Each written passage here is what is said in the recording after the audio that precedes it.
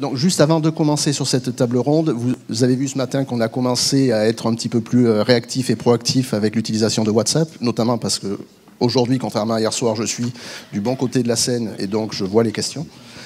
Ça ne veut pas forcément dire qu'on va toutes les répercuter, mais ça permet déjà de savoir un petit peu ce que vous pensez et de réagir. Pour rassurer celles et ceux qui auraient posé des questions et n'auraient pas obtenu de réponse, a priori, je me tourne vers Bénédicte si c'est toujours le cas, un certain nombre de ces questions devraient être transférées sur le forum de l'intranet de la FCU, et donc avec les réponses afférentes. Donc vous aurez l'occasion de continuer le débat sur l'intranet et d'avoir un certain nombre de réponses à ce niveau-là.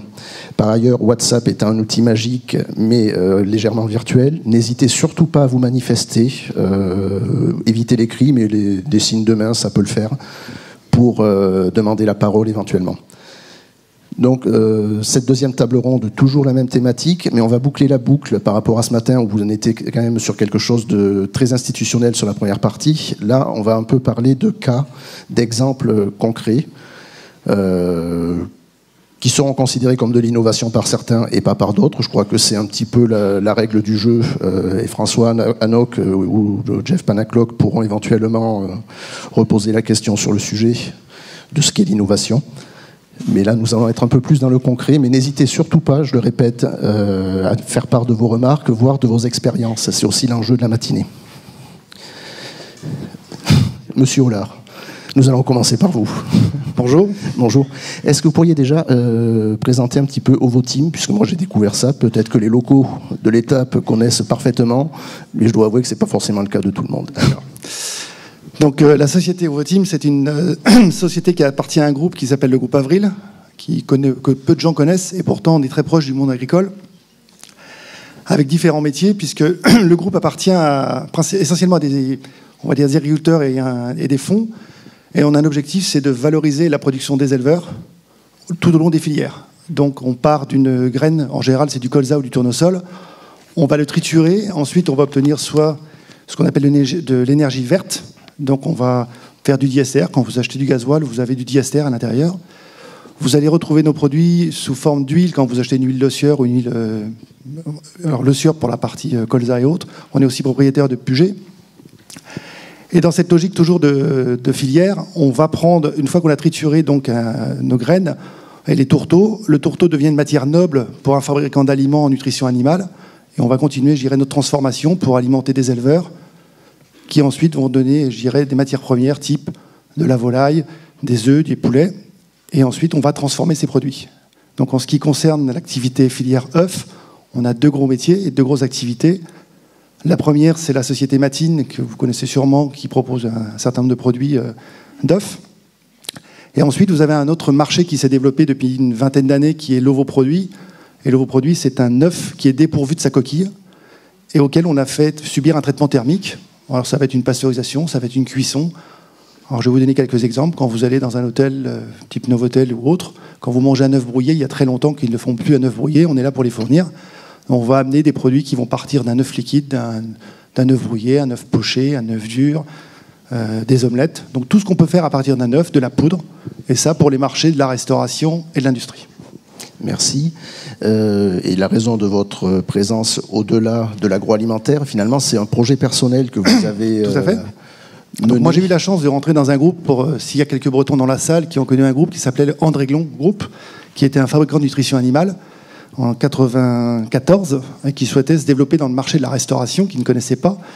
Donc moi, je suis rentré en tant que responsable commercial de cette entreprise, qui est uniquement une société commerciale, avec volonté de développer ce marché. Et au fur et à mesure des années, j'ai eu la chance de progresser dans ce groupe pour en prendre aujourd'hui la direction générale avec 4 sites de production qui sont 3 sur la Bretagne et 1 dans l'Eure-et-Loire, qui regroupent 300 salariés et qui transforment chaque année quasiment 900 millions, voire 1 milliard d'œufs. Donc ce qui est un volume très important de transformer. Et au bout de 23 ans, enfin, ou un petit peu moins, puisque votre projet personnel a démarré il y a 2 ans à peu près, 2-3 ans. Tout à fait. Vous êtes posé des questions et vous avez voulu faire un bilan, mais qui était vraiment un projet personnel, pas un projet d'entreprise. Pour le Pas du tout, ça a été fait complètement, j'irais, à titre personnel. Je disais donc 23 ans dans l'entreprise, donc j'ai connu à peu près le commerce, un petit peu les achats, j'ai connu un peu de la gestion. du marketing, des RH, ce qui m'a conduit dans cette fonction. Et juste avant de passer directeur général, donc j'avais la direction commerciale, et je me suis dit, tiens, ça serait intéressant de pouvoir mettre un diplôme pour voir ce parcours, il correspond à quoi. Est-ce que ça me permet, si demain je veux aller dans une autre entreprise, comment je peux rebondir? Et donc j'ai commencé à rentrer dans cette démarche. Alors comme beaucoup font, je suis parti sur Internet, et là, c'est pas simple. Si vous êtes d'accord. Je suis sûr que vous exagérez grandement. Oui, c'est vrai, à l'époque, il n'y avait pas encore le CPF, c'était le DIF. Non, mais donc, l'initial était fini. Et sans vouloir être désagréable avec qui que ce soit, comment avez-vous fini à l'université? J'aurais dû dire fini par arriver à l'université, mais c'était pour essayer de faire réagir. Alors, comment j'ai fini à l'université? Donc, ma première démarche, c'était de me rendre dans un centre d'orientation sur la commune de Vannes. Et là, je n'avais pas les idées très claires quand je suis rentré. Et en sortant, c'était pas plus clair. Pour tout vous dire, y en a qui me disaient c'est peut-être une licence, c'est peut-être un master, c'est peut-être pas à Vannes, c'est peut-être ailleurs. Donc c'était un peu compliqué. Et après, quelqu'un m'a dit au dernier moment, peut-être que ça serait bien d'aller à l'UBS. Bon, là, il y a toute une organisation pour vous accompagner. Bon, j'ai dit, je vais me rendre sur place. J'ai rencontré une personne qui a pris le temps de m'expliquer, surtout de m'écouter, de me dire, vous voulez faire quoi? Donc on a pris le temps d'analyser, je dirais, le parcours, les compétences, et de me dire, c'est plutôt sur tel type de master qu'il faut partir. Donc ça a été la première démarche qui m'a amené à l'UBS. L'UBS, donc l'Université de Bretagne Sud. C'est pour les non-bretons. J'ai un doute. Après, je sais qui m'a accompagné, mais j'ai un doute sur la première personne. Et donc, finalement, votre projet est parti vers un master.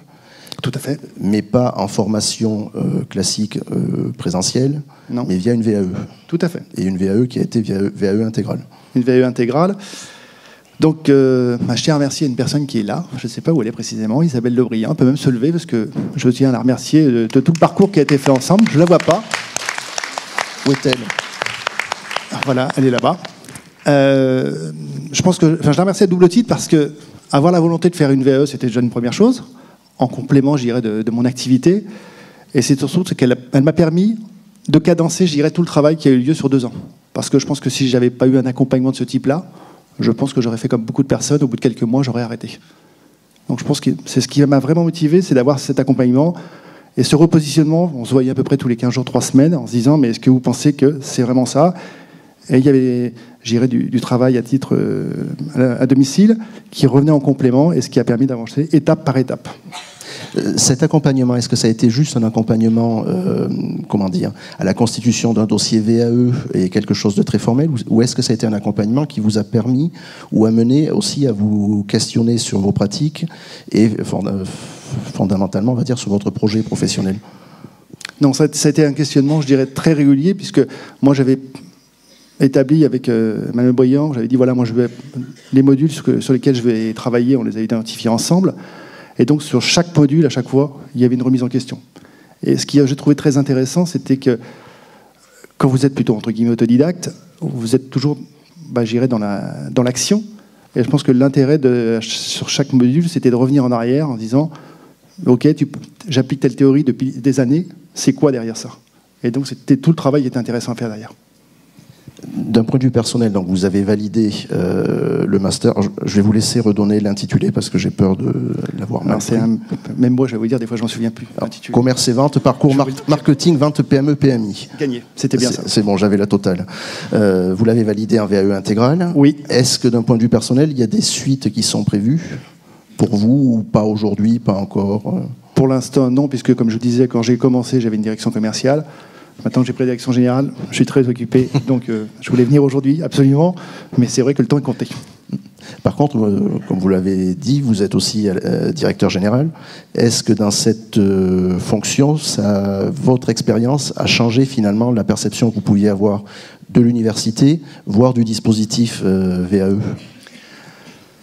Moi, le constat que j'en ai fait de cette VAE, en dehors, je dirais, à titre personnel, je dis souvent, dans une vie professionnelle, dans le domaine du privé que je connais bien, je pense que chaque salarié va faire à peu près 3 métiers.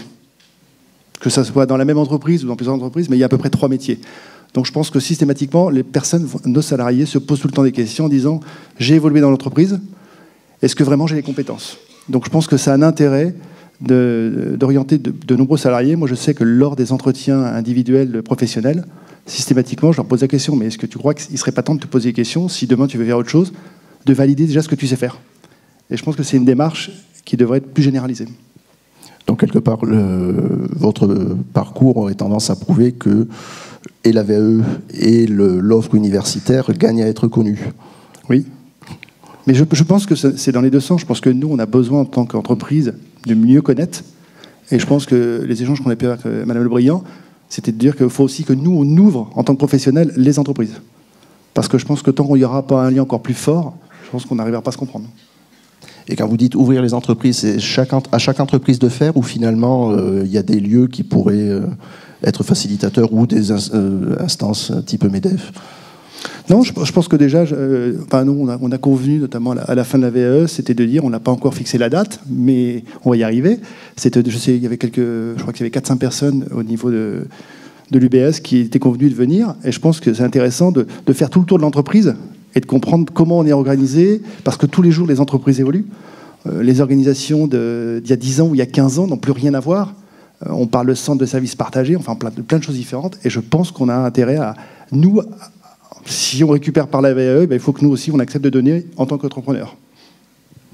Merci. Gaël Morel, alors, excepté s'il y a des questions ou des remarques éventuellement de la salle sur le parcours qui a été présenté. Non?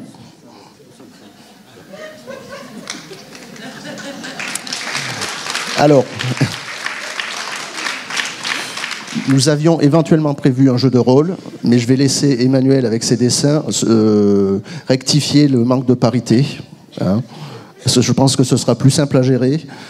Et je conseille plutôt de projeter cette parité sur le côté à ma gauche. Mais enfin, chacun gère. Gaël Morel. Non, ce serait... Oui, la parité est-elle dans la salle? Mais je crois qu'en fait c'est un problème de représentativité. C'est vrai que c'est dans le monde de la formation professionnelle, et pour le coup vous n'êtes pas, enfin c'est pas une exception. On se rend compte que dans les salles, les publics sont très féminins, et bizarrement à la tribune ou dans les postes de décision, c'est beaucoup moins féminin. Mais là c'est un simple constat. Bon, parenthèse finie, sauf... Donc, je suis censé intervenir tout de suite après, là. Oui, et là, je vais vous laisser, d'ailleurs. C'est sympa. Je me rappelle non, je peux rajouter 2 LE à mon prénom, mais ça arrangera pas grand monde. Hein. Non, mais je vais plutôt vous faire intervenir sur un sujet beaucoup plus simple, qui est celui de l'orientation, parce que finalement, le parcours de M. Hollard est un beau parcours, mais finalement, c'est un parcours quasi accidentel à l'université. Puisque n'y a-t-il pas quelque chose à faire, et quoi faire finalement pour que l'orientation prenne plus en compte pour les salariés ou les demandeurs d'emploi l'offre que vous pouvez proposer? Alors je vais rebondir sur ce que j'ai déjà dit ce matin. Je pense qu'il faut encore plus rapprocher les entreprises de l'université, de manière très générale, et faire en sorte que les personnels de l'université qui connaissent le mieux les formations puissent être en interaction directe avec ces entreprises. Je donnerai juste un exemple. On a des formations en alternance, beaucoup d'universités ont des formations en alternance, mais quand on encadre des alternants, sous la forme de l'apprentissage ou des contrats de professionnalisation, il y a des visites de stage obligatoires. D'accord ? C'est une super opportunité que de dire à nos enseignants et enseignants-chercheurs, ben voilà, vous avez des entreprises, vous allez les visiter, vous allez aller au contact des futurs demandeurs, je dirais, de formation. Donc là, on fait un travail, en tout cas nous en interne, de commercialisation, de communication, de toute l'offre de formation à destination des entreprises qui sont partenaires. Et là, on multiplie la force de frappe, justement par rapport à l'orientation, par le nombre de personnes qui sont directement dans les entreprises. Donc on pourra rebondir tout à l'heure sur DSEG ou sciences économiques et gestion, mais plus largement les IUT, les écoles d'ingénieurs qui sont dans l'université, où on a ce lien privilégié avec l'entreprise. Et là, on va être capable de détecter les besoins dans les entreprises, notamment sur la formation qualifiante, sur l'alternance, sur les orientations potentielles, en faisant passer les bons messages. Et on est allé aussi un petit peu plus loin, parce que derrière, forcément, ceux qui connaissent bien les enseignants-chercheurs, il y a forcément la question de la rémunération derrière. Donc on joue le jeu aussi de favoriser ce type de développement commercial, qui est un mot encore plus gros que le mot que j'ai évoqué tout à l'heure en innovation. C'est un changement de paradigme, c'est un changement d'état d'esprit, de culture. On a introduit des fiches missions dans les référentiels des tâches des enseignants-chercheurs, qui pose clairement la fonction de commercialisation de l'offre de formation et qui permet de répondre aussi à l'identification des besoins dans les entreprises quand les enseignants-chercheurs se déplacent. Et tout ça, c'est piloté par le service de formation continue et alternance de l'UBS. C'est un exemple. Donc pour répondre à la question, oui, l'orientation, c'est fondamental, mais il faut avoir les moyens de détecter les besoins dans les entreprises. Et pour détecter les besoins dans l'entreprise, ce n'est pas en embauchant des ingénieurs commerciaux qui auront des portefeuilles très importants d'entreprises, mais c'est en travaillant avec les porteurs de filières, en travaillant avec les enseignants qui connaissent très bien les formations et qui seront capables d'aller les vendre dans l'entreprise et d'identifier les besoins, comme monsieur qui, justement, aurait peut-être voulu être en interaction avec ces personnes-là. Et on aurait eu aussi un échange peut-être plus performant sur le fond au départ, en tout cas. Après, les services prennent leur lait et ça fonctionne bien. Voilà. Donc, ce que je peux dire sur l'orientation et l'identification des besoins.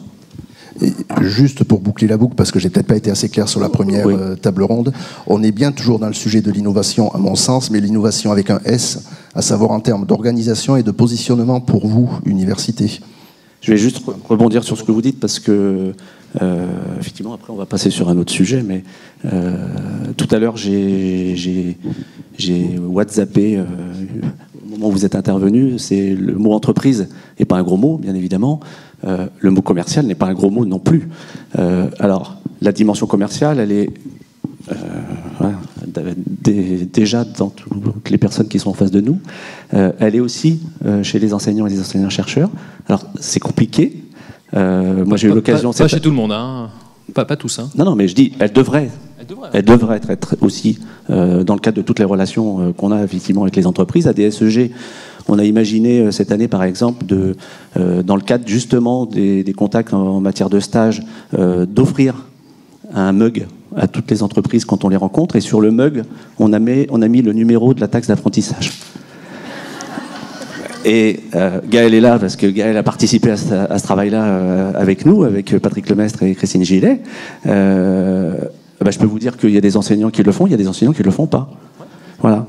Il y a des enseignants qui disent non, le commercial c'est pas nous. Voilà. Et il y en a qui disent oui, c'est l'occasion de. Après, on a une autre difficulté, c'est que pour vendre une offre, il faut savoir quelle offre on vend. Alors, moi je sais, dans ma vie professionnelle, j'ai été conseiller en formation continue, j'ai vendu de la formation et j'ai été aussi directeur des ressources humaines. Donc voilà, je connais ce métier-là et effectivement, on peut essayer de développer. Mais quand je vois une entreprise, je vends l'offre RH que je connais, de DSEG. Éventuellement, je parle un peu de marketing, vente et de comptabilité, finance, mais c'est tout. Voilà. Après, il faut aussi donner les outils aux enseignants et aux enseignants-chercheurs pour qu'ils puissent aussi promouvoir et ensuite faire le relais, parce que je pense que c'est quelque chose qui va se faire. Le bon exemple, effectivement, de ce qui vient d'être dit avec Isabelle est vraiment aussi le bon exemple. Après, si on ouvre un petit peu le débat, et on le fermera peut-être un petit peu tout à l'heure, on voit bien, on a des entreprises qui sont en contact avec nous à un moment donné. Alors, dans le cadre de l'alternance, par exemple, c'est le cas, mais elles ne continuent pas à travailler avec nous, avec l'université, en formation continue. Donc, qu'est-ce qui fait que une entreprise a connaissance à un moment donné de nos compétences et de nos savoir-faire et ne va pas les utiliser après, va plutôt se retourner vers les organismes privés pour le reste de la formation continue? C'est une vraie question. Alors qu'il y a énormément de qualités, de compétences à l'université, peut-être qu'elles ne sont pas forcément mises en valeur, mais pas visible, c'est partie du sujet. Il y a un gros travail à faire là-dessus. De visibilité. Oui, c'est clair, de manière générale. Gaël Morel, je pense qu'il y a une question qui vient de passer, qui était un petit peu pour vous. Ne doit-on pas parler d'équipe projet plutôt, aujourd'hui, plutôt que faire évoluer la posture de l'enseignant-chercheur ? Est-ce qu'on ne doit pas les associer dans quelque chose d'un petit peu plus large, enseignants-chercheurs Tout dépend de quoi on parle. Si on parle de l'alternance, les formations d'alternance vivent parce qu'il y a des enseignants et enseignants-chercheurs qui s'y impliquent. Il ne faut pas se cacher. Ce n'est pas un service de formation continue qui ira faire vivre la formation. Il l'organise d'un point de vue administratif et financier. Mais déjà, le métier d'enseignant-chercheur a très largement évolué, c'est évident.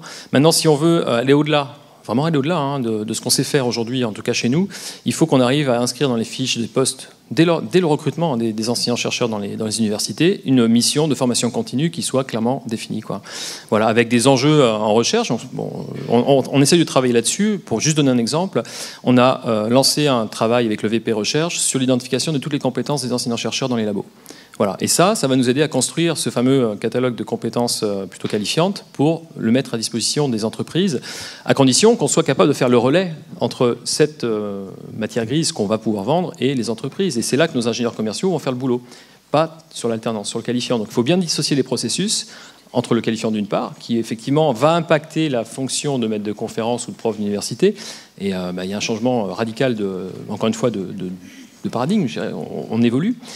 Si on ne fait pas ces évolutions culturelles, administratives, financières, organisationnelles, on n'arrivera pas à faire que les universités se développent fortement dans ce contexte-là, quoi. En tout cas, sur l'alternance, c'est déjà fait. Je dirais que le métier d'enseignant, enseignant-chercheur, qui plus est dans les IUT, dans les écoles d'ingénieurs, c'est déjà bien présent. Le vrai challenge, c'est de faire ce boulot-là dans les UFR.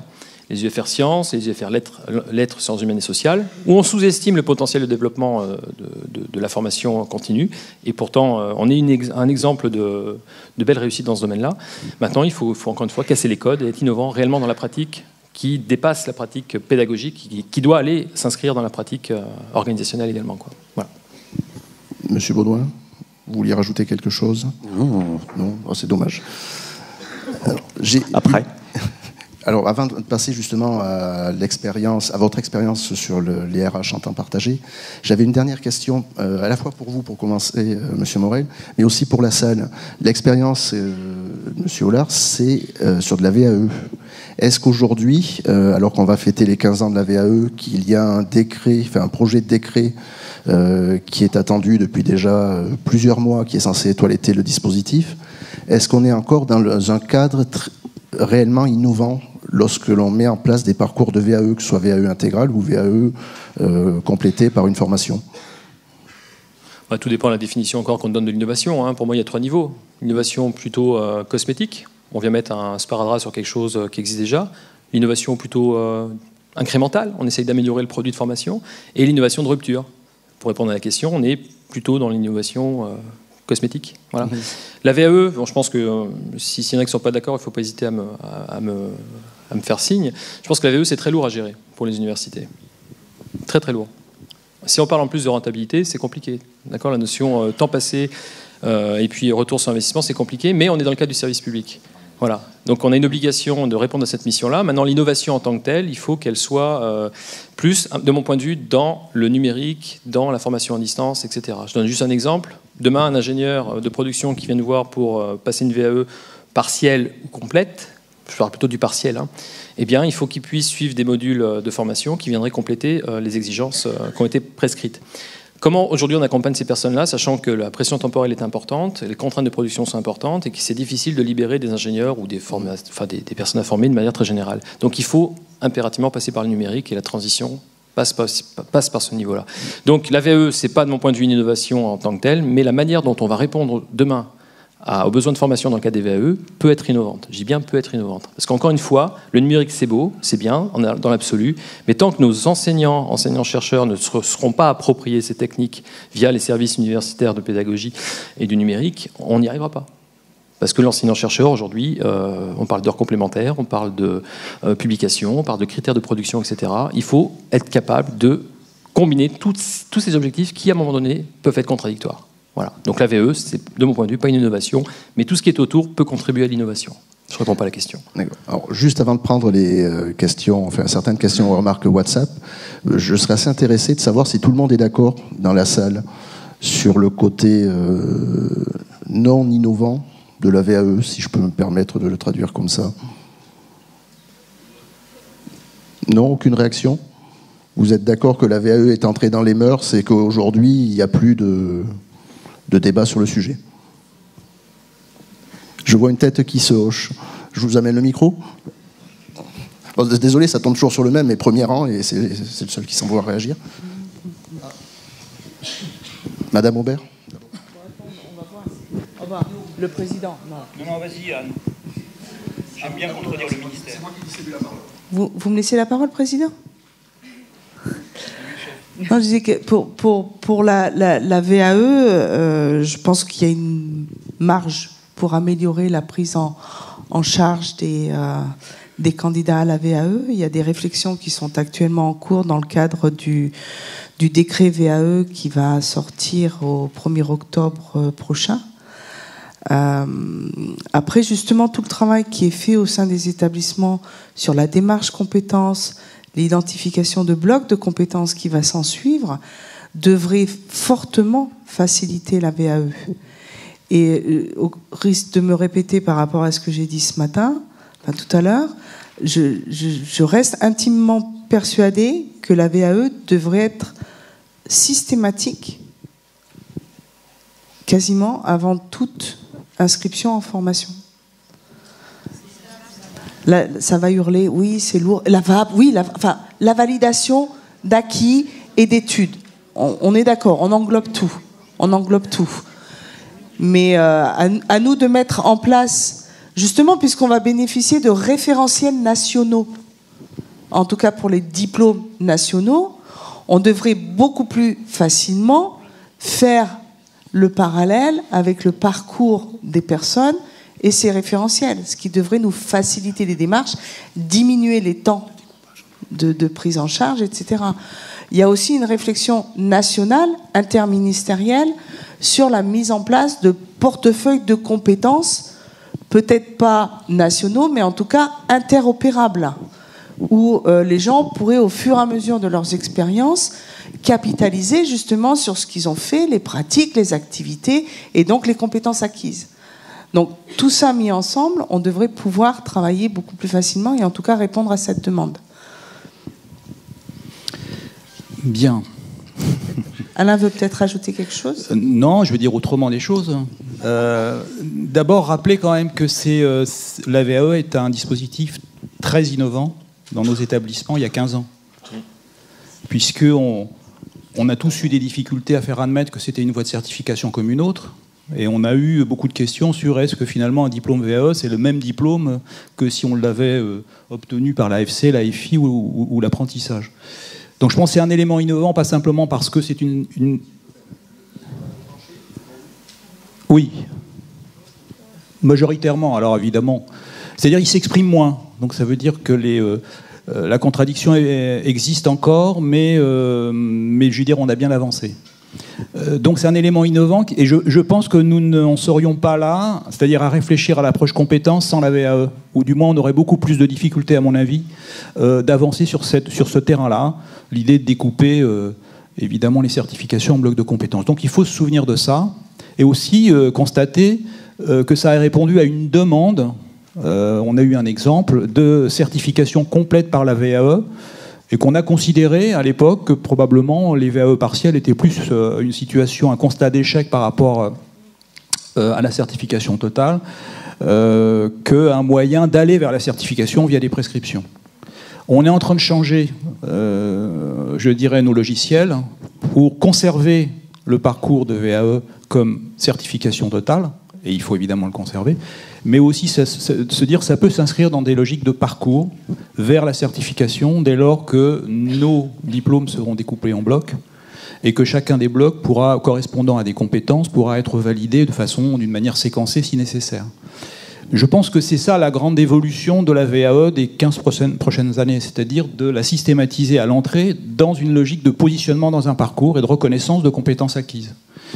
Ce qui pose des questions par rapport au décret, ce qui pose des questions par rapport aux pratiques, mais qui me semble être, à titre personnel, une voie de progrès majeure pour les services formation continue et pour conserver effectivement la VAE dans nos périmètres. Après, il se pose quand même un certain nombre de questions qui sont un peu externes aux services universitaires. C'est que ça reste un investissement individuel majeur pour les publics qui vont vers la VAE. Et que dans les contrats que nous passons, on nous dit souvent ça prend du temps, il y a toute une partie qui est invisible, qui est la partie d'engagement du candidat, en fonction des temps dont il dispose et des autres temps personnels, professionnels. Et ce côté-là, je pense, pollue un petit peu le regard qu'ont les financeurs et probablement un certain nombre de nos dirigeants d'université sur ce qu'est réellement la VAE. C'est aussi un investissement fort pour les personnes. Et cet investissement fort, il ne se résume pas à 24 heures de face-à-face maximum. Donc il faut qu'on change un petit peu ce logiciel-là, mais je le dis parce qu'on sait que je porte beaucoup le propos de décloisonner la VAE stricto sensus.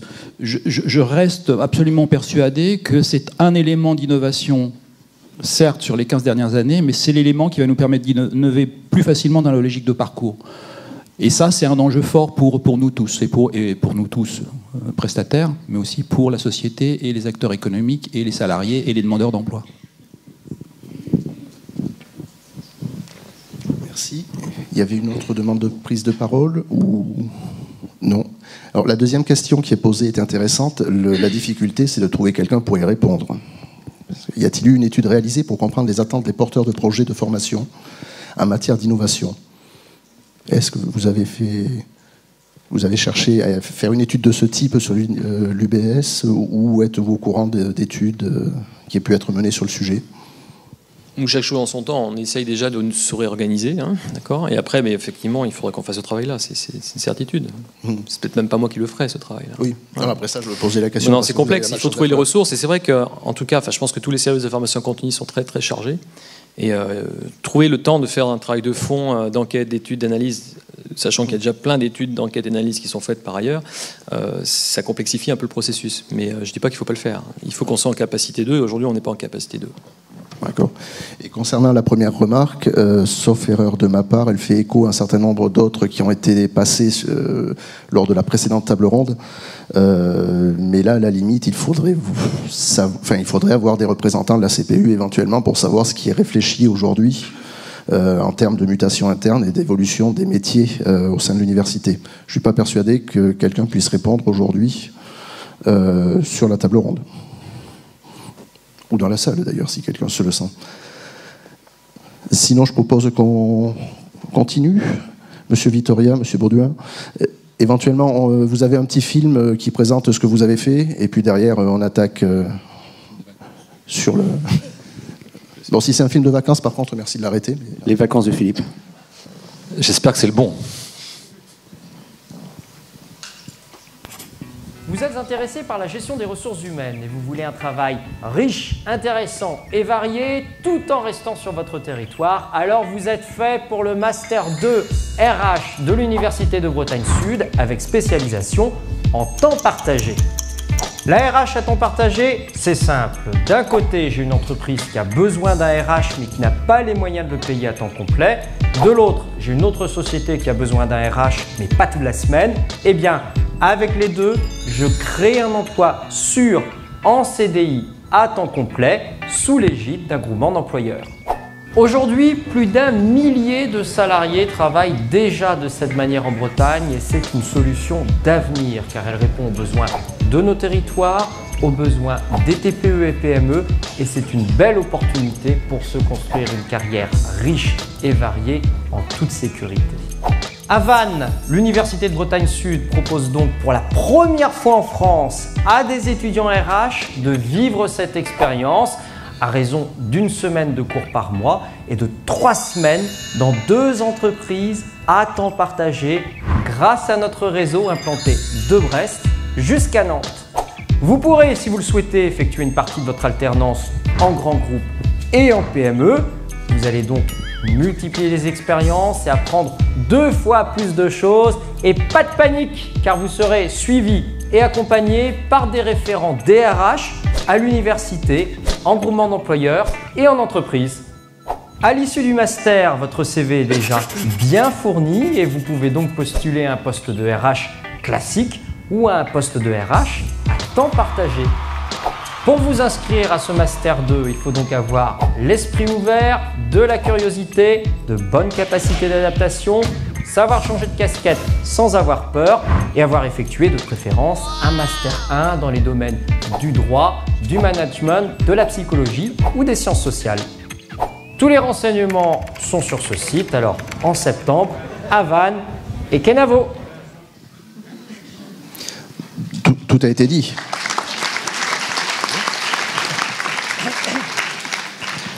Tout a été dit ou presque. Tout a été dit ou presque. Je vais vous rappeler un peu la genèse pour faire le lien aussi avec la conférence précédente sur justement le lien entre l'université et les acteurs de l'entreprise et le territoire, ce qui a été aussi clairement dit tout à l'heure.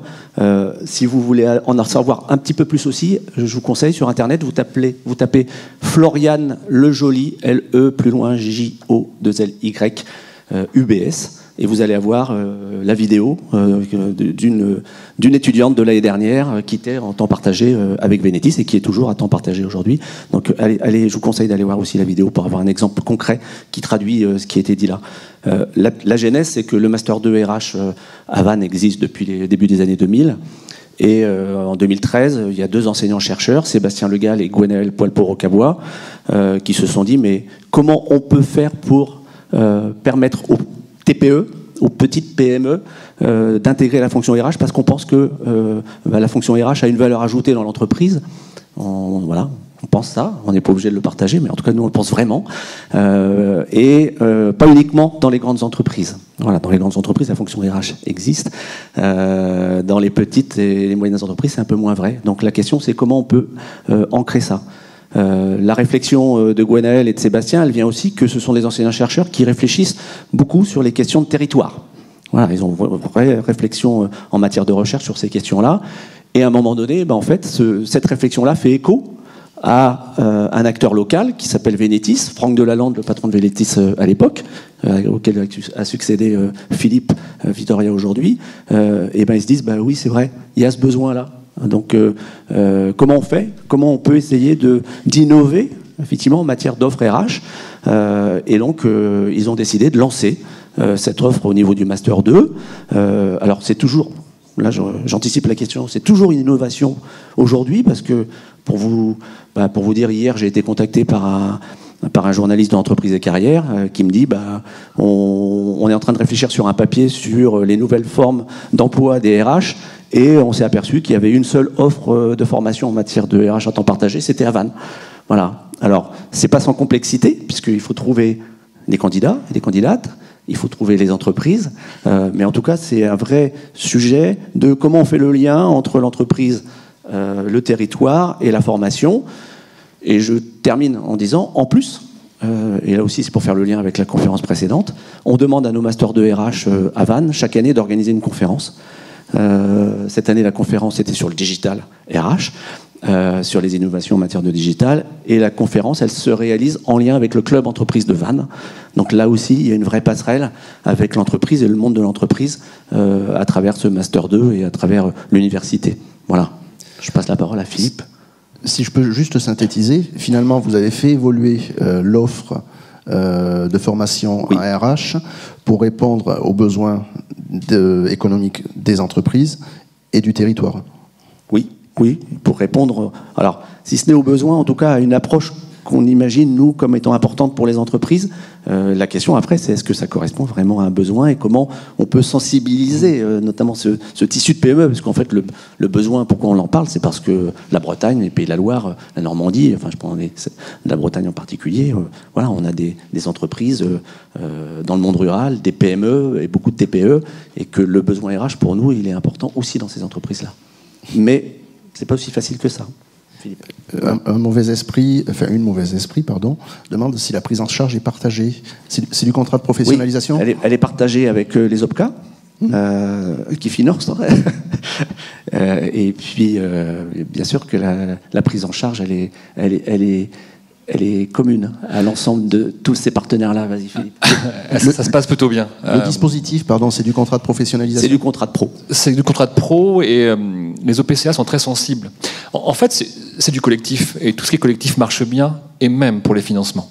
Et les OPCA, en l'occurrence, nous ont suivi et surabondent la prise en charge, ce qui fait que pour l'entreprise, il n'y a, hormis donc la rémunération, bien sûr, aucune prise en charge supplémentaire, et tout est pris en charge à 100%. Ça a été très facile à vendre. Voilà une idée qui pourrait, à mon avis, être mutualisée. Juste pour faire un lien, donc, en 2 mots, Venetis, c'est un groupement d'employeurs. Donc j'imagine que tout le monde sait ce qu'est un groupement d'employeurs. Est-ce que quelqu'un peut lever la main et me dire ce qu'est un groupement d'employeurs? Je prends les noms. Personne? 1, 2... Non, je demanderai à mes collaboratrices de ne pas lever la main. Un groupement d'employeurs réunit des entreprises et partage en CDI, en employant à la place des entreprises des collaborateurs. Nous sommes employeurs des salariés et on les partage durablement. On est une association. 20 ans d'existence, on fête nos 20 ans cette année. D'ailleurs, ça sera une super fête, 21 septembre. Vous n'êtes pas tous invités. Dommage. On verra tout à l'heure, donc à 12h30, si vous êtes très gentil sur les questions. Ça dépend des mots que vous mettrez sur WhatsApp. Exactement. 20 ans d'existence, 1000 CDI créés en 20 ans, 340 adhérents aujourd'hui, 127 salariés en CDI, 4 grands métiers, la gestion, donc du DAF à l'assistance administrative, les métiers de la qualité, du QSE. On est le plus gros employeur breton de qualiticiens. Voilà, 32 qualiticiens aujourd'hui. La RH, on est aussi un des plus gros employeurs donc RH du territoire.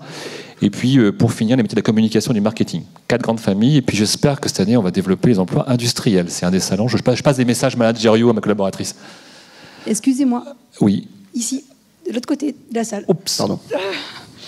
Oui, par rapport à ce montage-là, Solalia, ce CERFA, c'est donc le groupement d'employeurs. Qui est l'employeur? Exactement. On est bien d'accord. Voilà. Parce qu'autrement, vous ne rentriez pas sur le nombre d'heures de formation par rapport au pourcentage de la durée totale du contrat. Vous avez été obligé d'avoir le groupement d'employeurs. Qui est l'employeur?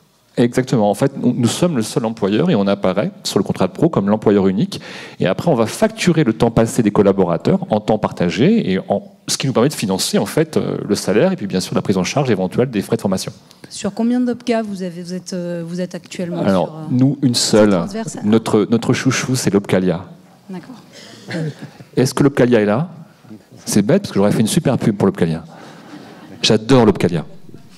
On leur transmettra. L'autre gros OPCA, c'est la GEFOS PME. C'est juste pour équilibrer. Il y a deux OPCA vraiment majeurs dans ce genre de partenariat, c'est la GEFOS et l'Opcalia. En l'occurrence, Venetis et Régie, on a choisi l'Opcalia, mais d'autres partenaires groupements d'employeurs en Bretagne ont pris la GEFOS. Vous avez combien d'heures sur ce master de formation? 450. D'accord. Ouais, merci. On a 24 étudiants chaque année.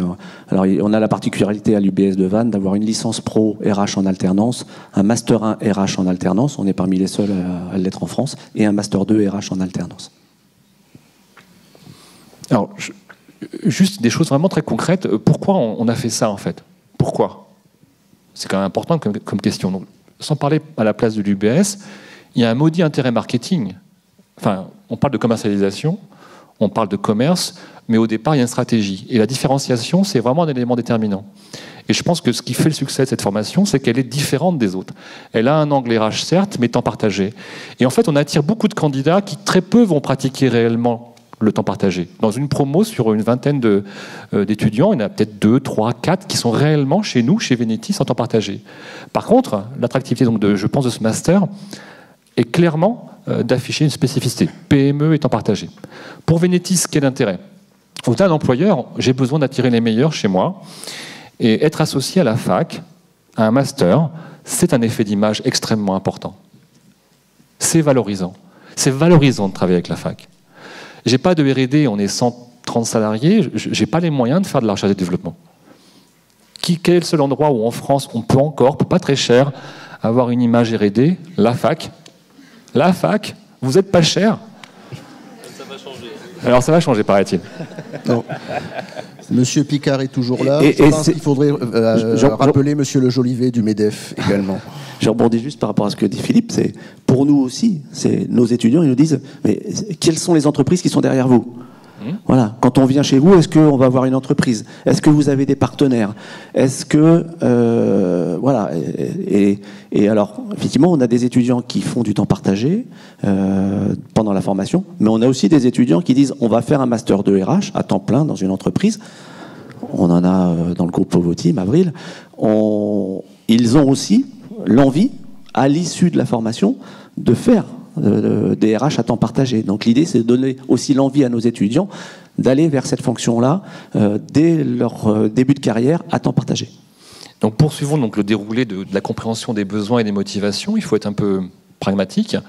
Mon équipe, j'ai une équipe de 10 personnes qui gère aujourd'hui ce salariat à temps partagé, est non seulement promoteur du dispositif, mais est impliquée dans la formation. Sur la partie apport, j'ai la chance de pouvoir... Je suis intervenu, maintenant un peu moins, et dans mon équipe, j'ai des hommes et des femmes qui sont collaborateurs donc en CDI chez nous, et qui vont pouvoir participer un tout petit peu à l'enseignement et au processus de formation. C'est très valorisant. En termes managériels, permettre à ces collaborateurs d'être de temps en temps, même ponctuellement, témoins, enseignants, même modestes, apporte aussi à l'entreprise. C'est une posture que je trouve extrêmement intéressante et qui fait du bien à Venetis et qui fait du bien, je pense, aux collaborateurs. Et alors là, je rebondis aussi par rapport à oui, on est bon. Hein, moi, ça me va très bien. Je vais continuer. C'est Chapi Chapeau, c'est ça, hein? Du coup, j'en ai perdu le fil de ce que je voulais dire. Merci, Philippe. Je rebondis par rapport à cette idée aussi de la visibilité. Moi, ça fait 2-3 ans que je suis à l'université à temps plein en tant qu'enseignant. Je me suis rendu compte d'un certain nombre de choses en y étant. Voilà. Et notamment, qu'est-ce qui fait la différence entre l'université et les organismes privés? C'est la pertinence de la relation entre des enseignants-chercheurs qui cherchent, qui trouvent, qui apportent des éléments théoriques à nos jeunes, et la confrontation avec la réalité du terrain, avec des acteurs économiques, avec des professionnels qui viennent aussi apporter leur expérimentation. Et ça, les organismes privés, ils n'ont pas ça. Voilà. Alors, je poursuis le fil. On le voit aussi.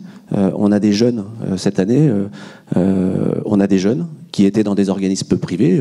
Je ne vais pas les nommer, les UP, Ecofac, l'AFTEC, et qui disent à la fin du master 1, on n'en veut plus. On veut venir en master 2 chez vous.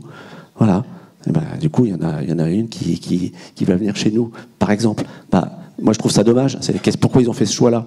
Pourquoi des entreprises ont fait le choix de prendre des jeunes qui étaient dans ces écoles-là? Voilà. Ça me pose vraiment question. Parce qu'on a aussi, on a l'exemple cette année d'une étudiante qu'on a pris, qui est dans une entreprise, une grande entreprise, s'appelle le Crédit Agricole, pour pas le nommer, et on l'a prise pour venir en Master 1, et elle a dit non, je vais dans une école privée à Rennes. Et là, je me dis, bon, l'étudiante, à la limite, elle habite peut-être Rennes, peut-être que ça l'arrange, mais l'entreprise, pourquoi elle accepte ça? Donc là, ça renvoie aussi, du coup, sur quelle est la visibilité de tout ce qu'on raconte, quelle promotion, quel marketing, le mot marketing a été utilisé tout à l'heure, quel commercial on fait autour de ces questions-là pour mettre en valeur tout ce qu'on fait. Alors, j'ai piqué le boulot de l'animateur, il y a de super questions là. Ouais, elle est quand même très sociétale et elle peut nous amener très loin. Donc, je vous laisse y répondre en 35 secondes. Vous avez l'horloge en haut à droite. C'est pas l'avenir, c'est déjà le cas en fait. On s'est aperçu par l'expérience avec l'UBS que l'idée de partager son temps, même quand on est en CDI dans la même entreprise, c'est une réalité. Le nombre, je prends les DRH, qui est un métier que je connais bien, le nombre de DRH multisites, c'est-à-dire vivant dans la gestion de projets entre 4 sites agroalimentaires, c'est du temps partagé. Le contrat ne dit rien en fait. Le temps et sa gestion et ses priorités, en fait, c'est du temps partagé. Le fait qu'un groupement l'organise, c'est une forme, c'est un outil, c'est pas une finalité. D'ailleurs, on est très peu nombreux en France, hein. On est à peine 400, c'est à peine 1400 emplois en Bretagne. Par contre, des femmes et des hommes qui partagent leur temps et qui doivent chevaucher des temporalités et des projets en simultané, c'est la vraie question qu'on traite finalement dans ce master. Et finalement, on a évolué au bout de quelques années, où les apports de formation deviennent là, à mon avis, beaucoup plus innovants. On ne parle plus donc du groupement d'employeurs, on parle de la manière dont on doit peut-être mieux travailler en temps séquencé et travailler. Et ça, c'est extrêmement intéressant parce que ça concerne les 26 millions de salariés privés, par exemple. Et je pense que c'est un vrai sujet qui finalement apparaît maintenant. Et on parlera aussi du portage salarial, et on parlera aussi des SS2I, on parlera aussi d'autres formes effectivement de contrats ou de relations de travail avec les entreprises. Voilà, donc ça évolue aussi en termes de contenu, ça c'est ce qu'on va faire, en particulier avec Cécile qui est là dans la salle, et Venetis. Et en termes de positionnement de marché, on va dire, puisque là vous avez répondu à une demande, à un marché finalement, au travers de cette offre. Est-ce qu'il y a d'autres champs sur lesquels vous pourriez être pertinent? Il y a un aspect qu'on n'a pas évoqué tout à l'heure, mais dont on avait parlé avec M. Picard, c'est celui de l'entrepreneuriat, pour lequel il peut y avoir éventuellement une demande. Mais est-ce que l'université pourrait être pertinente à se positionner sur ce type de champ? M. Morel, peut-être. Bon, on est clairement positionné déjà. Hein. Donc on a un diplôme d'université, enseignement du cas, créateur d'entreprise, où on héberge déjà des demandeurs d'emploi qui vont vers la création d'entreprise. Le SFC a absorbé l'entrepreneuriat étudiant, donc on pilote ça politiquement également. Donc on est dans une logique aussi de faire entrer dans les mœurs de nos étudiants la notion d'entrepreneuriat, pas attendre qu'ils soient diplômés à un bac+15 pour leur dire « Attendez les gars, il n'y a pas de boulot, mais peut-être que vous pouvez créer votre activité professionnelle en Bretagne. » Vous savez très bien que les Bretons aiment rester en Bretagne. Je ne suis pas étonné qu'il y ait du partage de temps, enfin du temps de partage dans l'entreprise. Ça leur permet de rester à 10 km de chez eux et à partager leur temps de travail, ce qui est totalement légitime. Et on voit aussi une demande émerger de plus en plus dans ce sens-là. J'ai beaucoup d'anciens de mes étudiants qui sont chez vous, sur l'aspect QSE d'ailleurs.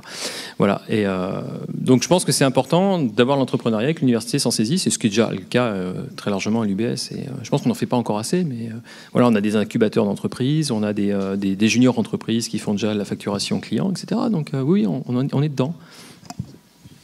Alors, encore du marketing, quelques idées. Hein. Les dirigeants d'entreprise sont des névrosés, vous le savez tous.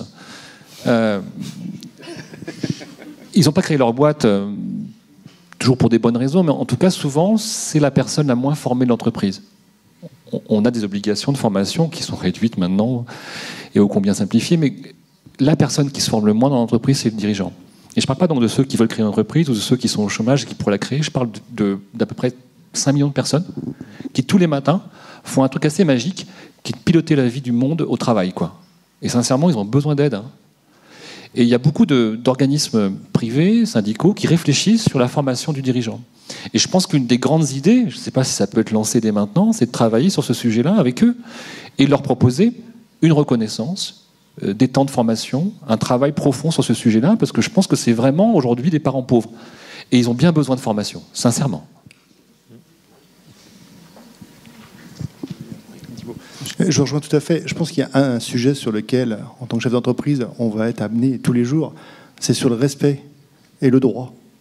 Puisqu'aujourd'hui, en tant que chef d'entreprise, systématiquement, s'il y a le moindre problème, vous êtes responsable. Et je peux vous dire, je vis actuellement pas mal de sujets de ce type, ce qui veut dire qu'on a besoin d'être armé. Je dirais, on ne va pas devenir demain des avocats, loin de là. Mais la réglementation évolue dans tout le domaine, que ce soit dans le social, que ce soit dans l'hygiène, que ce soit dans le transport, de tous les domaines. Et on va avoir besoin, oui, de devenir généraliste, mais de plus en plus. Non, je crois que votre activité a bien été identifiée. Je le fais en photo. J'avais une question pour les deux représentants d'entreprise, les deux dirigeants d'entreprise que vous êtes. Finalement, quand vous venez chercher de la formation à l'université, qu'est-ce que vous venez chercher? Ce que l'université sait faire traditionnellement, ses diplômes, son savoir-faire existant, ou sa capacité à innover, à aller chercher des réponses plus précises à un besoin que vous pourriez formuler? Parce que lorsqu'on nous en parlait, notamment M. Vittoria, vous avez fait référence à la plasticité finalement de l'université. Alors, on est entre nous, donc on peut tous dire, c'est pas si plastique que ça la fac. Hein. C'est pas super plastique. J'ai plein d'anecdotes à vous donner. Et je pense qu'il y a un vrai intérêt à la rencontre du monde de l'entreprise et de la faculté pour justement gagner un peu en plasticité, donc en réactivité. Il suffit de parler avec un chercheur. Moi, j'ai un souvenir très, très, très précis. Alors, comment il s'appelle notre gars là, qui fait donc tout ce qui est théorie comportementale, hein. Nicolas Guéguin. Voilà, manger avec un gars comme ça, donc le midi, mais il faut payer. Oui, il faudrait payer pour ça. Extraordinaire. C'est un moment inouï d'apport qui mériterait d'être facturé. Je ne suis pas sûr que ça hiérarchise la même chose, mais effectivement, ouais, de l'extérieur, c'est vrai. Une étude sur le talon aiguille particulièrement qui m'a fasciné. Mais pour prendre les choses de manière provocatrice et en même temps très sérieuse, la rencontre avec le monde de l'université permet de trouver un angle d'idée et de recherche que nous, au quotidien, on n'a pas. On est dans une praticité, un manque de recul, on essaie d'avoir des stratégies, mais on a beaucoup de mal avec ça. Et cette parenthèse-là, elle est vraiment propice à l'échange. Et on peut arriver à obliger la faculté à s'adapter et à trouver des solutions très innovantes. Et le fait, finalement, passer le moment de la compréhension des rites, des procédures administratives, des rituels, des séquences de temps, d'une temporalité qui n'est pas la même. Vous vivez dans un monde encore scolaire en termes de temps de travail. L'entreprise vit sur un cycle annuel. Et donc on n'a pas les mêmes rites de budget, par exemple. Voilà. Merci de tendre la perche, j'espère que ça va faire réagir. Bref. Mais une fois passés ces moments qui sont souvent donc d'ailleurs des choses très faciles à traiter, on arrive à produire des choses assez inouïes, quoi. On peut aller très loin en termes de projets. Et avec un ratio coût, temps et énergie que je trouve très bon. Parlant de ROI, l'entreprise doit gagner de l'argent. C'est son premier objet. Hein. Et je trouve qu'il y a une vraie rentabilité à travailler avec la faculté. Et il faudrait le dire et le démontrer. Je peux juste rebondir et puis je vous passe le micro. On a dit tout à l'heure, à l'UBS par exemple, on organise beaucoup de conférences. On est le centre où on prête nos amphis au club d'entreprise, à VIP. On fait des conférences où viennent 150 chefs d'entreprise. On forme des alternants qui ensuite sont embauchés dans les entreprises. Est-ce que ces gens-là pensent à nous quand ils ouvrent leur catalogue de formation continue pour former leurs salariés? Comment on rebondit sur les conférences? je vous pose la question à vous, vous allez y répondre.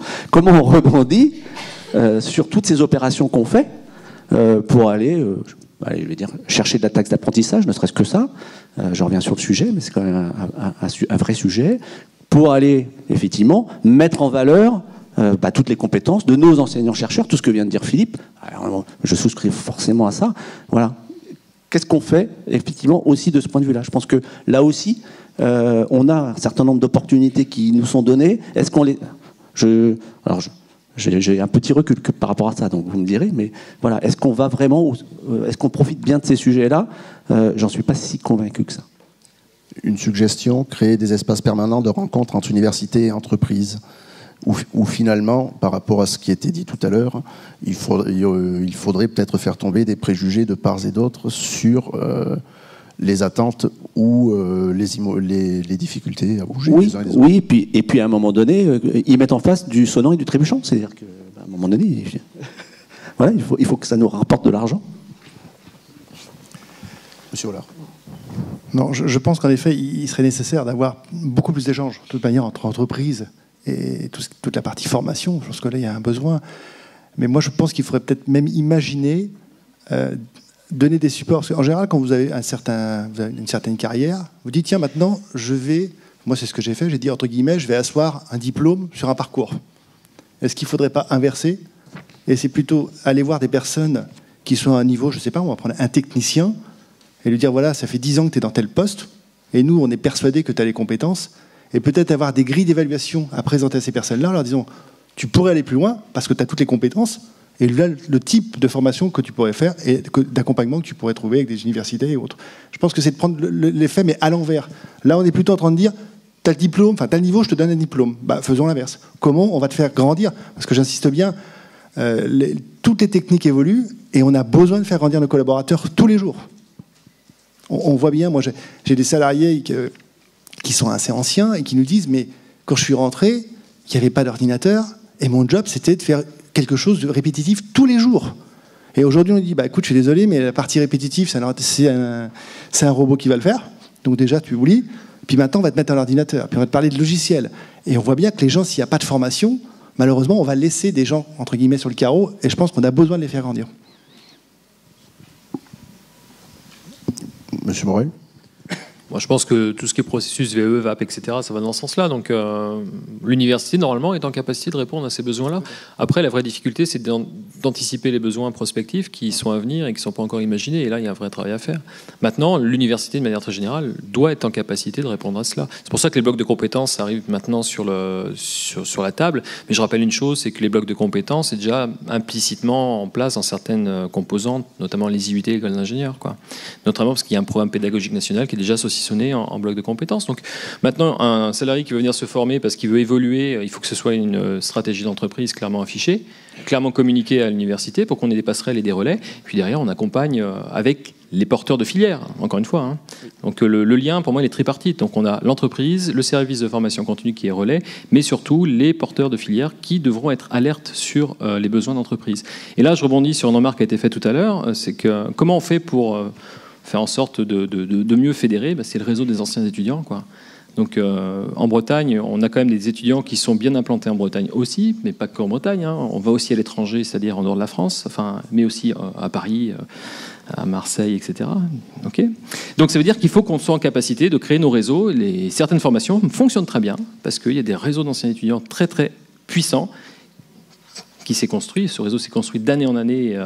Pour les formations les plus anciennes en Bretagne, on a beaucoup d'étudiants qui jouent le jeu et qui viennent nous dire, voilà, j'ai des besoins de formation continue, comment on fonctionne, etc. Il y a un relationnel de confiance avec les porteurs de filières qui font que l'alternance se développe, mais aussi les formations qualifiantes, etc. Donc tout ça, c'est, à mon avis, à mon sens, quelque chose d'essentiel pour l'université, c'est-à-dire s'appuyer sur ces réseaux, pas que professionnels, mais surtout de ces anciens, qui est implicitement lié, quoi. Voilà.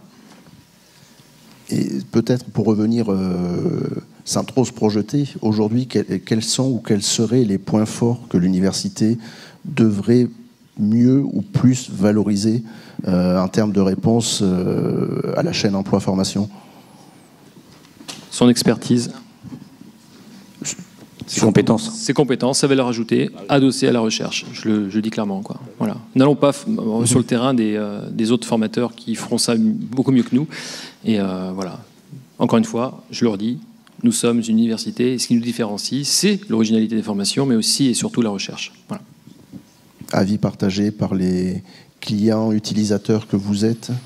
Je vais être encore plus cynique. Ces ressources humaines, le nombre d'étudiants qui sont aujourd'hui donc à la fac, c'est quand même un vivier incroyable de compétences. Les entreprises se plaignent toutes, je dis bien toutes, de pénurie de compétences pour demain.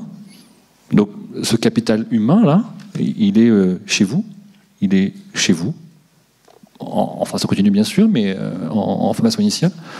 Donc comment le valoriser, comment mieux le préparer. Enfin, je pense qu'il y a vraiment là un terreau très très très très puissant, quoi. Et la rencontre avec les étudiants, juste aussi la reconnexion de l'entreprise avec le monde étudiant, c'est quand même un choc, hein. C'est quand même un choc. Quand on a perdu pied. Pour qui? Pour l'adulte dirigeant d'entreprise, pour les équipes pro, la jeunesse, le rapport à la jeunesse, peut-être que pour vous c'est évident parce que tous les jours vous les côtoyez sur le campus, vous mangez aux rues peut-être. Revenir dans ce lieu-là, c'est très très intéressant, hein. Ça casse aussi des préjugés. Voilà. Merci. Je vois qu'il y a des discussions privées sur WhatsApp qui sont intéressantes, mais ce serait peut-être le moment de vous passer la parole, si vous acceptez de la prendre, puisque ça fait 2 jours que nous parlons d'innovation, nous avons parlé un petit peu de pédagogie, nous avons parlé de positionnement. Il y a eu un terme qui a fait réagir, alors je ne sais plus si c'était sur la première ou deuxième table ronde de ce matin, c'est le terme commercial, qui ne semble pas être acquis en tant que tel par tout le monde, ou qui demande des précisions peut-être. C'est quoi la question ? Peut-on, doit-on parler d'objectifs commerciaux ou de démarches commerciales à l'université dans le cadre de la formation continue, puisque c'est notre sujet? Moi, je vais vous donner mon vécu, puis je vous laisse Gaël répondre à cette question-là. J'ai été responsable formation dans une grande entreprise, j'ai été DRH dans une grande entreprise. J'ai rencontré des conseillers en formation de l'AFPA, de l'AFPI, de tous les organismes privés qui peuvent exister, j'en passe, des meilleurs, de l'AFTEC, de la CCI, bien évidemment. J'ai jamais rencontré un conseiller en formation de l'université. Voilà. Mais c'est parce que c'était il y a longtemps. Non, c'était pas... La dernière fois, c'était il y a 2 ans, donc c'est pas si vieux que ça. Mais effectivement, les choses peuvent bouger aussi très rapidement, on est d'accord. Bon, en 2 mots, on est vraiment en retard là-dessus, hein, clairement. Voilà. Bon, on va rattraper le retard. Ah, pardon. Excusez-moi, je vois les questions. C'est un exercice un peu compliqué, en fait, d'avoir les questions là. C'est pour ça que je préfère que vous les posiez directement. Oui, je vais... Il y a une question sur la fidélisation des réseaux d'anciens stagiaires. Comment ? Alors, je vais vous donner une anecdote basée sur l'expérience. Donc, nous, on a principalement dans les UT, sur le réseau des anciens, il suffit de faire en sorte que les promotions déjà s'entendent bien. Donc, il y a tout un projet à mener dans le cadre de la vie universitaire, la vie étudiante, pour que ces étudiants-là aient une logique d'appartenance à une formation et une filière. C'est très marqué dans les IUT, dans les écoles d'ingénieurs, peut-être moins dans les UFR, SSI ou les SHS et peut-être SEG. Et il faut impérativement, derrière, avoir un suivi de ces anciens organisé autour de manifestations annuelles. Ce qui fonctionne bien, c'est les balles de promo ou les colloques annuels, où justement on fait revenir nos anciens par promotion autour d'un sujet qui est porteur dans le cadre de la formation initiale ou continue. Et derrière, ça permet d'entretenir ce réseau dans le temps et justement les relations qu'il y a pu y avoir avec les enseignants et enseignants-chercheurs dans la filière. Et ça marche vraiment très bien à travers cette notion d'appartenance à une formation. Et ça fonctionnait dans les IUT, dans les écoles d'ingé. Et pourquoi aujourd'hui on arrive, nous, à bien se développer sur l'alternance? Parce qu'on a su garder les liens avec nos anciens étudiants, et notamment ceux des premières promos dès 75. Si vous me dites quelle est la personne qui a été formée en 75, on est capable de vous retrouver son nom, on est capable de le faire venir pour des manifestations, et en plus, il sera content de venir voir son ancienne formation qui lui a donné beaucoup. Donc il faut donner l'envie à nos anciens de revenir dans les lieux de l'université, parce qu'on leur a donné beaucoup, ils nous ont donné beaucoup, et puis derrière, c'est un partenariat qui fonctionne bien. Et si en plus, ils nous prennent des alternants, ils nous prennent des formations, etc., c'est top. Voilà. À DSEG, on n'est pas très fort sur ce sujet. Il y a une réflexion qui est en cours. Là, par exemple, pour vous donner un ordre d'idée, sur la dimension RH, sur toutes nos formations RH, on est en train de créer un groupe LinkedIn, voilà, donc qui va s'ouvrir là. Et donc on va proposer à tous nos étudiants en formation et tous nos anciens étudiants de rejoindre ce réseau-là pour partager avec eux, en particulier des offres d'emploi, parce qu'on reçoit des offres, et je pense que par ce biais-là, on peut attirer nos anciens en leur disant, tiens, on fait de la veille pour vous, et on vous met à disposition des offres d'emploi, mais aussi de l'information RH, mais aussi de l'information législative, mais aussi des référents en matière de formation, en matière de recrutement, enfin sur les outils et des différentes évolutions en matière d'outils RH. Donc on lance ce réseau LinkedIn, là, avec les promos en cours, et on va essayer d'y intégrer tous les anciens qui sont passés par nos formations RH. Merci. Il y avait une demande. 3 observations sur l'ensemble des discussions qui se mènent depuis hier. Est-ce que vous pouvez vous présenter juste, s'il vous plaît? Je suis Amadé Porgo, je suis de l'Université Paris-Esma-la-Vallée, je suis conseiller mobilité carrière et formateur. Alors d'abord, sur l'innovation. Je pense que l'innovation procède de processus et d'étapes. Et ce n'est pas un produit qui tombe comme ça de but en blanc. C'est un produit qui est le résultat de contextes de gestion, de problématiques de gestion, et qui amène les acteurs de cette gestion à essayer de s'adapter. Alors, ce que je crains, moi, par rapport à ce qui s'est dit, c'est cette manière de donner des injonctions à innover. Et ça peut gêner, et ça m'interroge aussi sur ce qui est recherché derrière cela. Puisque l'innovation, elle se fait naturellement du fait justement des contextes de difficultés auxquels sont confrontés les acteurs.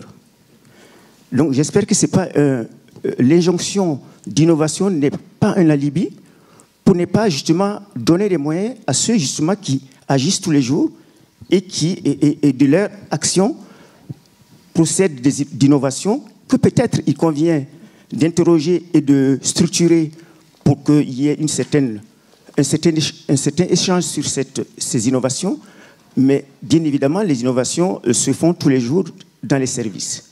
Deuxièmement, je constate que nous avons beaucoup de demandeurs d'emploi, beaucoup de salariés qui ont des projets. Qui ont des projets qui ne sont pas des projets futiles, qui ont des projets qui sont des projets qui répondent à des réflexions qu'ils ont pu faire et qui aussi interrogent leur insertion professionnelle. Ces personnes qui sont nombreuses s'adressent tous les jours aux services de formation continue. Dans les services de formation continue, nous avons des personnes qui sont engagées, motivées, confrontées à des difficultés, prêtes à répondre à leurs besoins.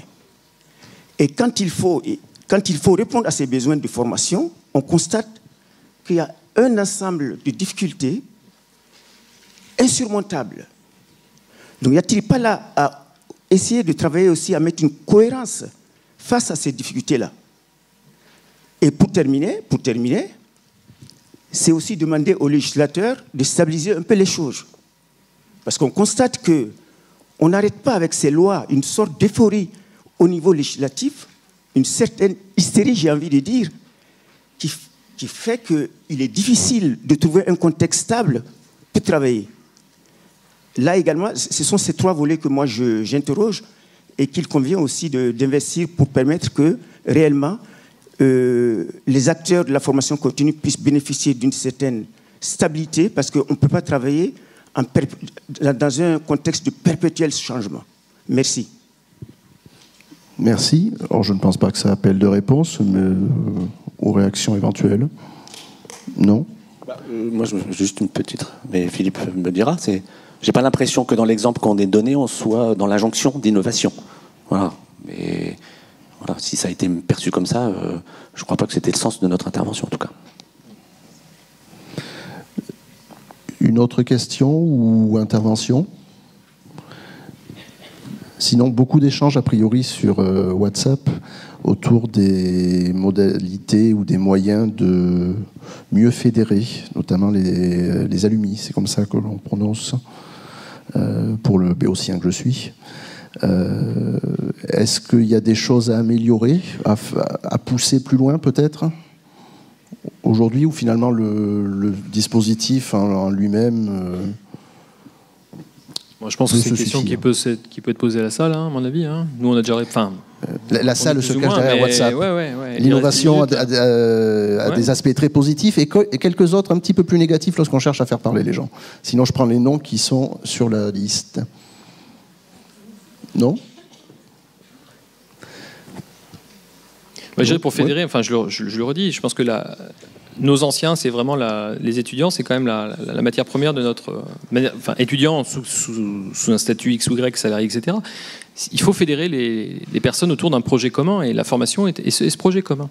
Donc il faut arriver à donner une identité à la formation et qui va se traduire dans une identité des personnels qui sont formés, des étudiants qui sont formés. Donc il faut vraiment introduire cette notion de corps et cette notion d'appartenance à une formation. Et ça passe par l'implication des enseignants-chercheurs, des secrétaires de filière, etc. Et il faut être assez innovant aussi dans la pratique, parce qu'il y a beaucoup de choses à construire, notamment encore une fois, dans les UFR, où cette culture-là n'est pas forcément bien présente, sauf peut-être dans les masters où les effectifs sont plus faibles, plus resserrés. Mais quand on fait de la masse avec nos étudiants, c'est compliqué dans les grands amphis de fédérer cette notion d'appartenance. Et souvent, c'est un passage par l'université, et après il y a des écoles d'ingénieurs qui sont faites, donc peut-être que le réseau se construit ailleurs et pas forcément dans nos universités. Donc il faut qu'on arrive à fédérer encore une fois ces énergies-là et faire en sorte qu'il y ait la fidélité dans la relation qu'on a avec la filière et avec l'université, et qu'on soit fier de sortir de l'université comme on peut l'être quand on est dans une grande école, parce qu'il y a toujours cette dichotomie entre grande école et université. Je pense qu'on peut être très fier aujourd'hui d'être dans une université. Regardons les anglophones, je dis pas qu'il faut copier ce que font les anglophones, mais quand même Oxford, Harvard, ce sont des universités quand même. Donc il y a une appartenance forte de ces personnels-là, parce qu'ils sont passés par l'université et qui sont salariés à haut niveau, quoi. Voilà, je ne dis pas qu'il faut faire de Oxford demain, mais il y a cette notion de représentation de ce que c'est que l'université qui est aussi un déficit d'image, quoi.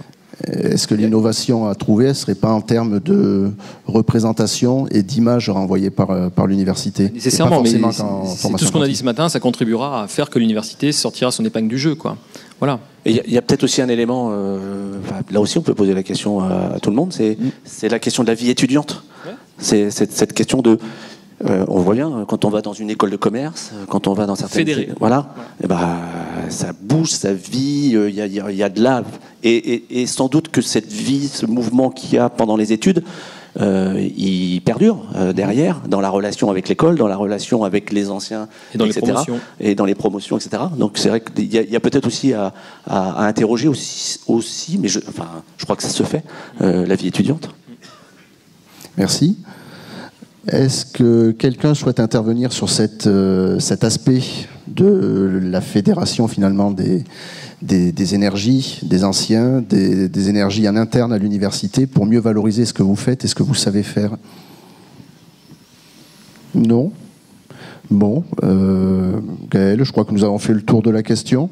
On peut peut-être remercier les participants qui sont livrés à un exercice qui n'était pas simple. Merci beaucoup.